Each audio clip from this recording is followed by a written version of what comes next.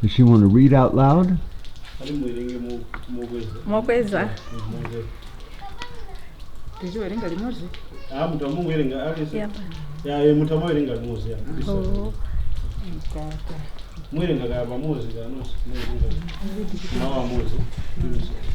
Ngetiwerengera icho mke mkaka mkeka mkambe mkondo mkata mkhani mkondo mkhuni mkunda mkuku mkwangwa mankhwala iwanda njera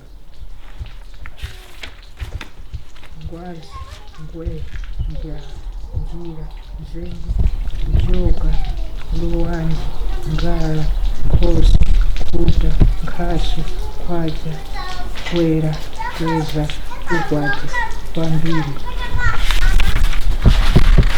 zuwa zombe zuka zaka mfumu mfundo gwada gwira igwa kwesa ngati ngozi dengu ngongole ng'ombe ning'ona ng'amba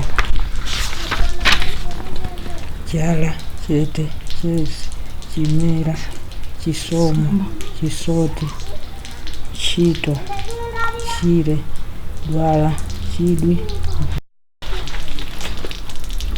dalo bwata. Real loud. Big voice.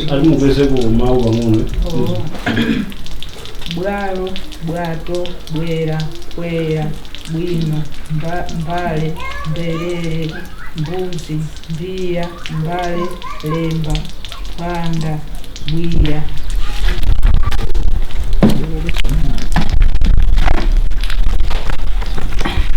mphepo mphere mphaga mphoto iswa sweka swera mswampha msempha swachi somba sanje sembe sima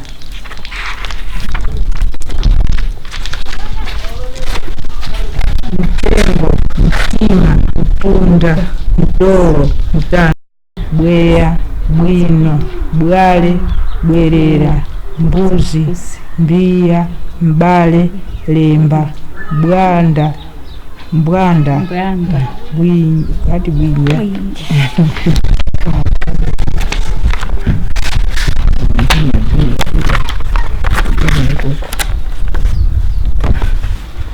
mphepo mphere mphaga mphoto iswa sweka swera sampha msempha mswachu somba msanje msembe msima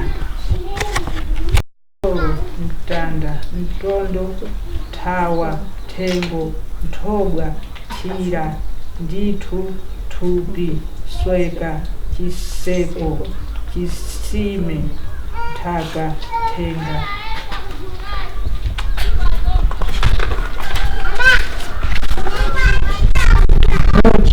chinthu vano mvula mphamvu vinyo mwana mwera mwezi mwala mwemwetera nyanja nyemba nyimbo nyumba zunza chithunzithunzi luzu nzeru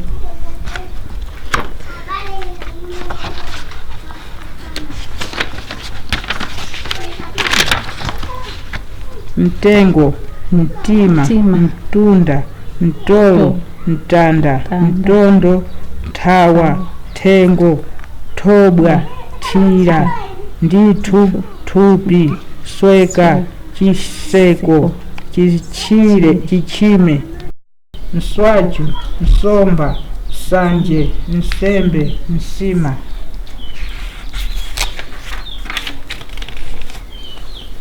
mphika phika phiri mphazi phokoso phika phwando phweka phwanga Name and spell her name.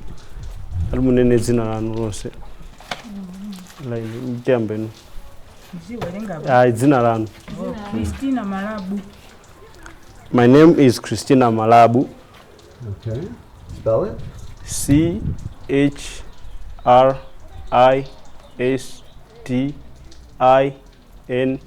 A. Surname. Do we have any paper to write on and a pen? Yeah, of course.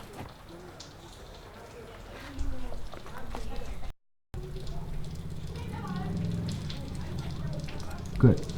Ndi chifukwa chani simunaphunzire muli adakalachi chepere mudakalachi chepere chifukwa chakuti ndalama zinavuta ndiye tinalowa nawo sukulu yakwachi. ya akuna kuti mufotokoze kuti nthawi imene mudakalachi chepere kuti simunapite ku sukulu chifukwa chani. So just speak up. Yeah. Sukulu inali yolipira.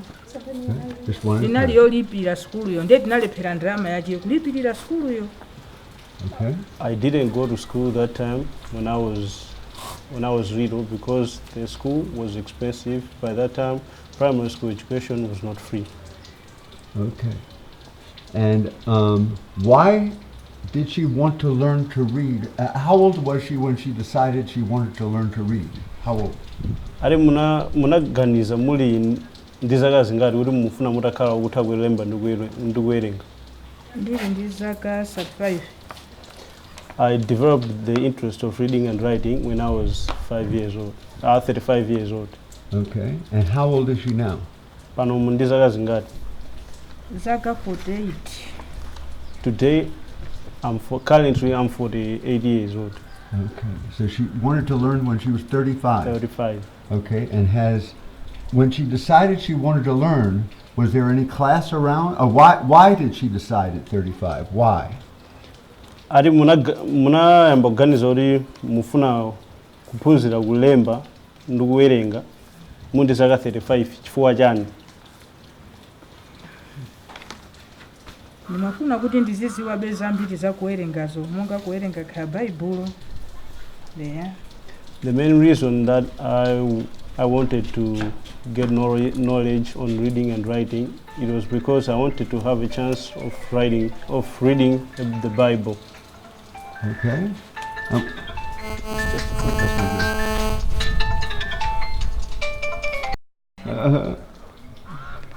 Maybe read for me now. Read. Go ahead. Read.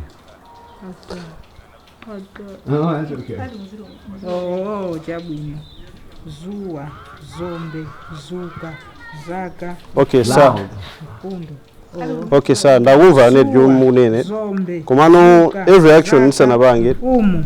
I make sure that I should be Gwada, advised. gwira, I've been trying to call igwa, kuti sweka, anduze kuti ndipange ngati, bwanji ngozi, and dengu, munthu ise anabwera kuti ngongole, ati program yake inali ya ng'ombe, mamawa ming'ona. ndewabwera aluluso kuti I have I want to know why at 35. Why didn't she decide earlier that she wanted to read the Bible? Why at 35? Why did she want to read? excuse me a minute. What? A minute. I want to talk to you. Yeah, for a okay. minute. What was the question again? Why at 35? What caused her to want to start to read after all those years? Ati china kulimbikisa ndijani kuti nthawi zonsezi simumaphunzira kuti muwerenge umano mutafika zaka zimenezo munafuna kuti muyambe muphunzire kuwerenga ndi kulemba. Ndimafunisisa kwambiri kuti ndiziwerenga ndili nzaka zimenezi. I had a passion that I want to be able to read and write when I was that age. And could her children read and write? Ati munthu apanopa kuwanisa kulemba ndi kuwerenga. Kuwerenga ni maziwa, kulemba so ndimati. Yes, now I can at least write and read. Okay. And has she read the Bible now? Pano mumawerenga Bible. Ndimawerenga. Yes, I can read the Bible. And how did she learn how to read? Ati munaphunzira bwanji kuwerenga. Naphunzira kuchokera msukulu yako yomwe. I have learned how to read and write through the adult literacy program. Okay. And how long did she go to the program? Ati mumapita kwa nthawi yayitali bwanji ku program imene yophunzira kulemba ndi kuwerenga. Ndimapita cha mathuko oko. Nthawi zina Anthu zoti mapita kwa nthawi yayitali bwanji. Ndinganene kuti kwa zaka zochuluka paka nofika 48. kuti inuyo skulu imakamupanga zaka zingati yophunzira kuwerenga ndi kulemba? 5. Tapuza kwa zaka 5. I've been studying this adult literacy program for 5 years. Okay. And how does she feel now? Is she still in the program? Panopa mmamva bwanji kuti mukutha kuwerenga ndi kulemba? Mudakalibe mu program yophunzirayi kapena munamaliza? Pakali pano tangosekera oti pakali panonso timamva bwino kuchifukwa cha kuwerengako timasangalala kwambiri. Right now we are on holiday and I'm very happy that today I can be able to read and write. Okay. And what does she do now that she can read? What does she write? Does she write letters? Does she write notes? What does she do with it? Ndipo timaphunzira kuwerenga ndi kulemba. Maka mukuwerenga chani? Maka mukulemba makalata kapena kulemba chani? Timalemba zina zonse zofunikira zomwe khandikata yolemba. She has to answer. She has to answer. Mune kuti timakhala kulemba makalata panopa kulemba. Timalemba be makalata khaya bambo achokapo timalembera makalata. Right now I am able to write letters and so on and so forth, everything that needs to be written. Okay. And who does she write to? Arimamulembera ndani. Olonga khale mwananga ali kusukulu timamulembera. I write letters to my child and to my husband as well. Okay. And where is he? Amuna anu Amunanga ali kunyumba koko. Panga za ulimi. Currently my husband is at home and he is doing farming. Okay. Okay. What was the hardest thing to learn about it? What was most difficult? Alipo nthawi yanu yophunzira kulemba ndi kuwerenga chovuta chinali chani?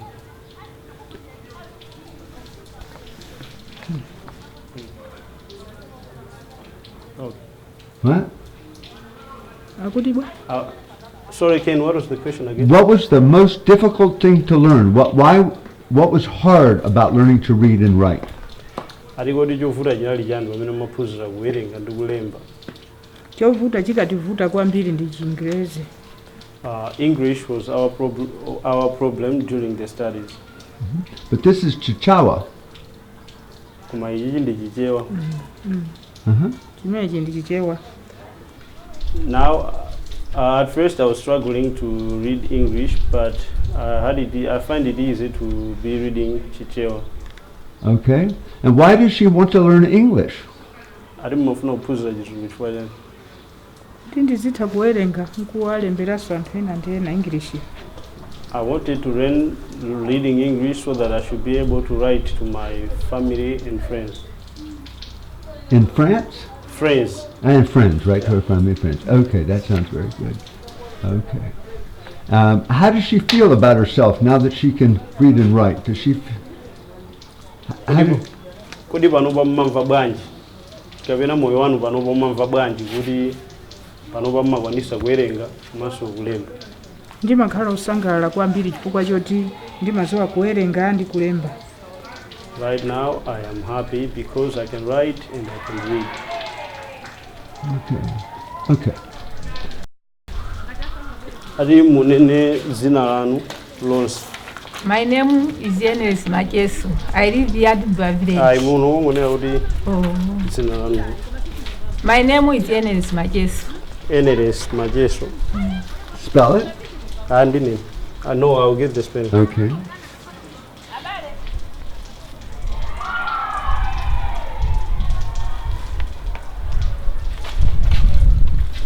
Okay, put it in front. Let's see, put it a little higher. All right. Okay, and the name again is? Enes Macheso. Okay, I'll just focus, hold it a little farther away. Okay, that's good. As a child. Just a minute. All right. Rindi chifukwa. Say it once more. Ask her the question. When? Sorry. Why didn't she learn how to read? I read Say it. to read. Sorry, what was the question again? The question is, why didn't she learn how to read when she was a child? It wasn't recording. Oh, okay. Amafusa mujamsama banga sama jambule ndafusa suka jiri ndichifukwa chani munakanika kuphunzira mudakala chepere. Makolo athu anamwalira tili ang'ono komanso nthawi imene kunali kuti sukulu inali yolipira ndeti maso andalama yokalipira ku sukulu amatirira ndagogo athu. I didn't go to school that time because I lost my parents when I was very young. As a result, we were staying with my grandparents, and I didn't manage to go to school that time. Okay. And when did she decide that she wanted to learn to read? Sorry, I just have to pick this up. All right, yeah, continue. So let me just put it on silent. It's disturbing me.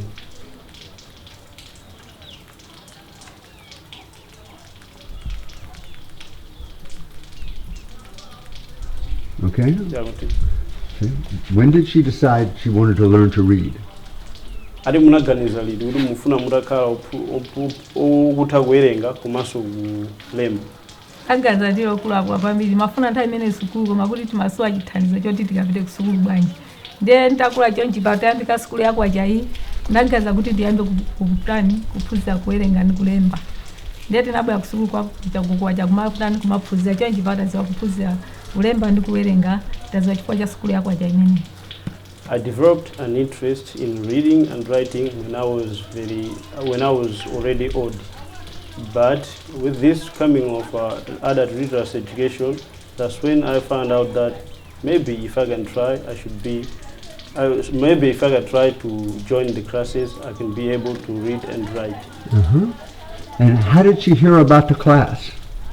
Ari munamvera kuti za maphunziro amene.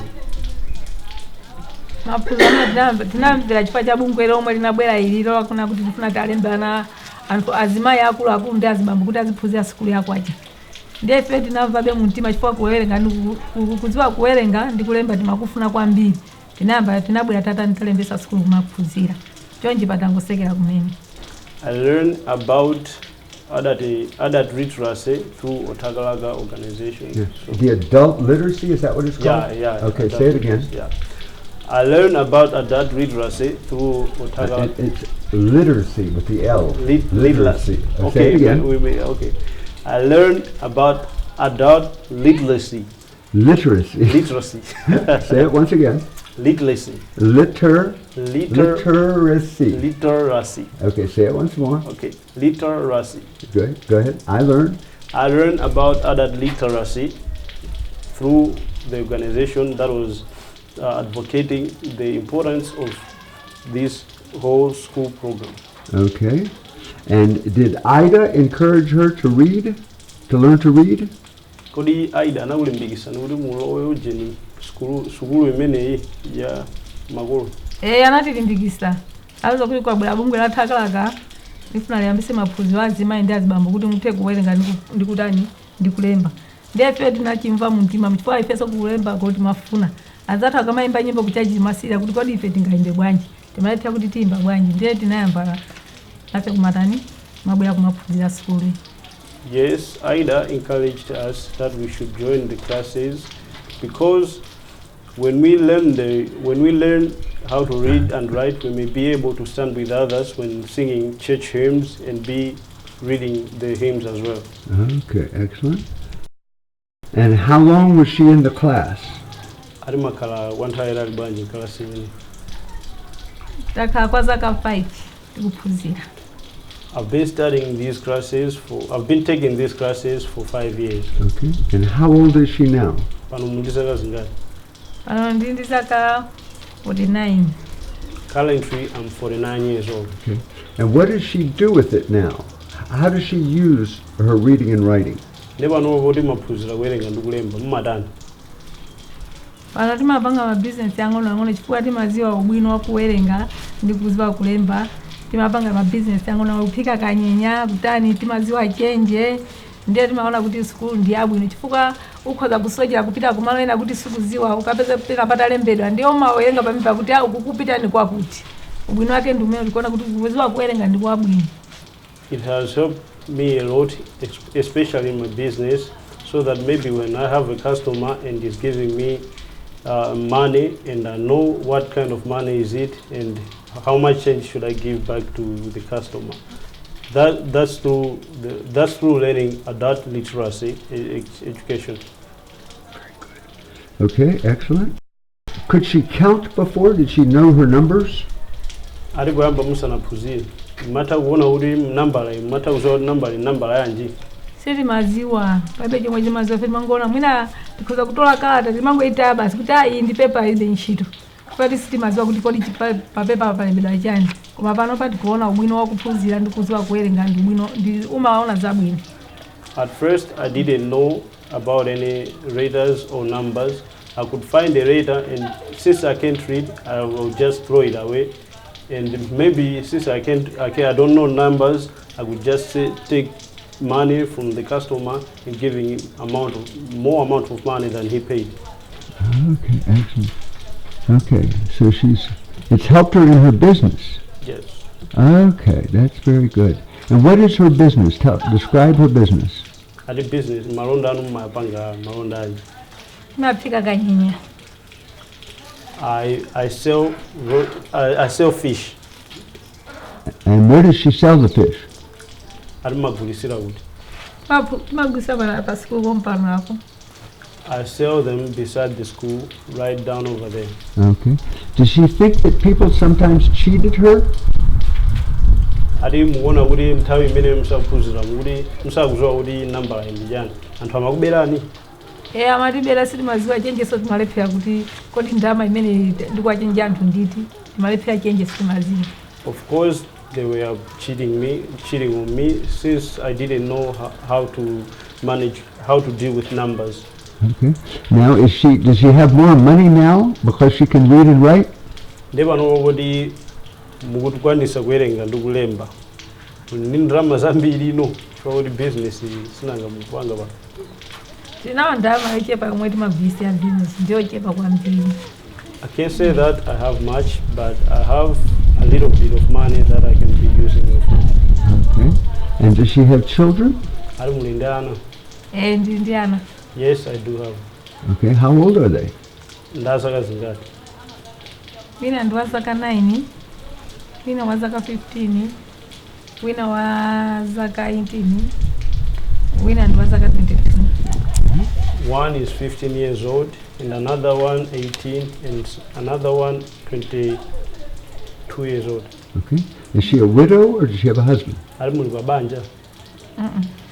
No, I'm not married. Okay. And what happened? Was she ever married or did her husband die?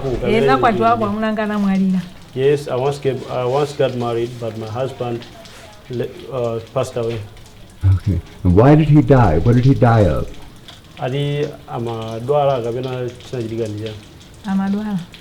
He was sick. Sick, but did he have AIDS?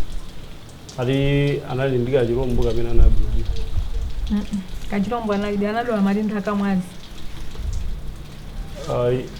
wasn't HIV positive, but he was just suffering from other diseases. Okay, that's very good. Okay. She grew up in the same village as Ida, right? This is Ida's village. Yes? Could she tell me what Ida was like when Ida was a little girl? Ali magula makalabu pafupi ndi Aida. Mungafotokozera Aida naye mwana odana ali mwana. Anali mwana wabwino kwambiri. Amakonda kuphunzira sukulu kwambiri.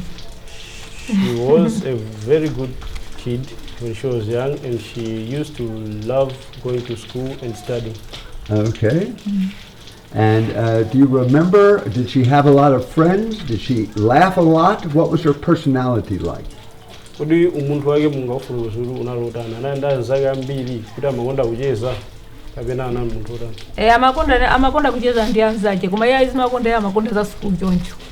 Of course, she used to have friends and she was nice to them, but also she was also working hard in her studies. Okay. And is she a volunteer in the organization? Volunteer abungula utakalaka. Eh. Yes, I am. And why did she join Otakalaka? ari munalowa bungwe limene chifukwa chani? tinalowa bungwe limene chifukwa kuti amanena kuti tizathandiza anthu okalamba m'mamizi kugwiranso zintchito zachitukuko zosiyanasiyana, kufesa mitengo,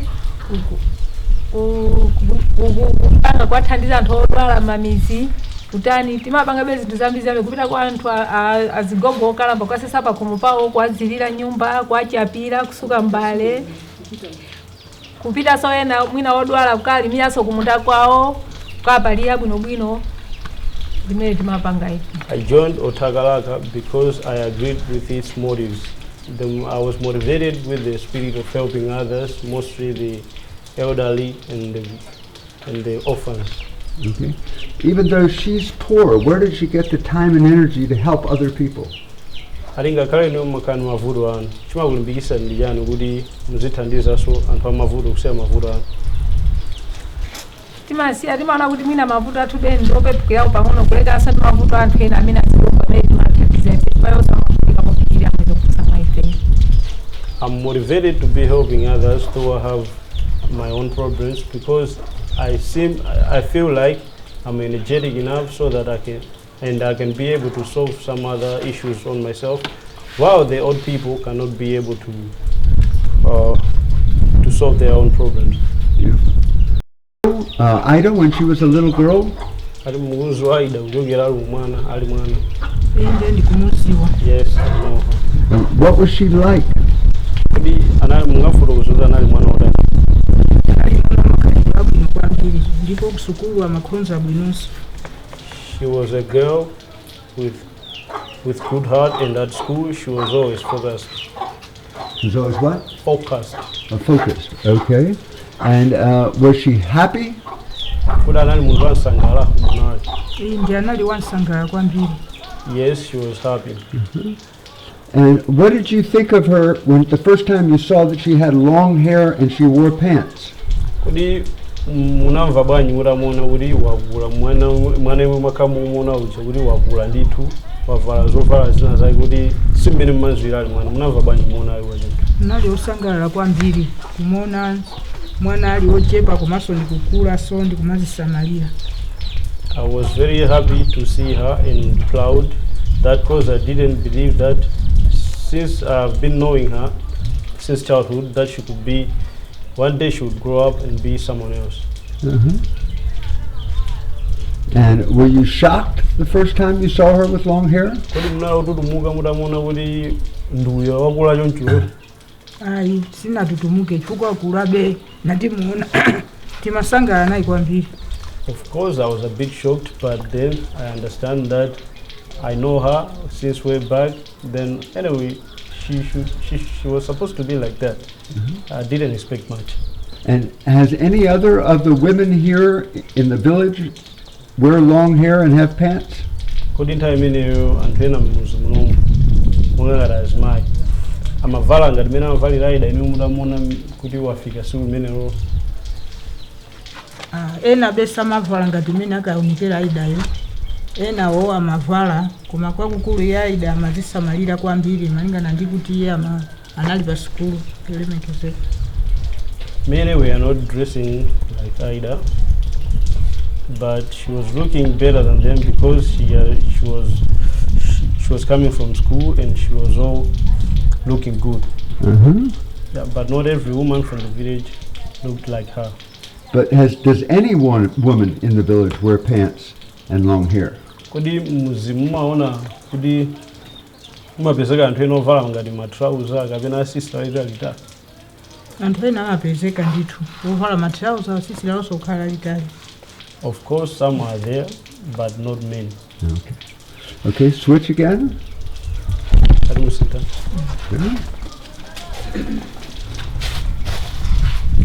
Okay.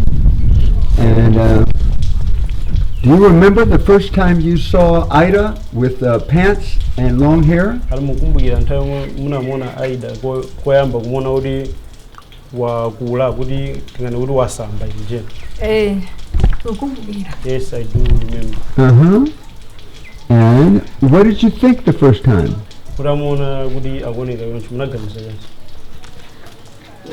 namaona kuti akuoneka bwino chifukwa kuti iye analimbikira sukulu munthu be akaphunzira akamba kuti za maphunziro zake zayenda bwinobwino zamuchitikira bwino amayenera kuti aoneke bwino chifukwa kuti nthawi imeneyo ali pa sukulu amakhala kuti amathandizidwa panopa ndi wayima payekha kuti akuzithandiza yekha nini ndi amaoneka bwino. When I saw her first time like this, I knew that it's all because of school, that she's educated and now she's able to stand up for herself and provide some other things on herself. Okay. And did that inspire you to wear long hair and pants? This was nakulimbikisa niwe kuti nanuso mutasakhala ngati iyeyo nthawi ina yake.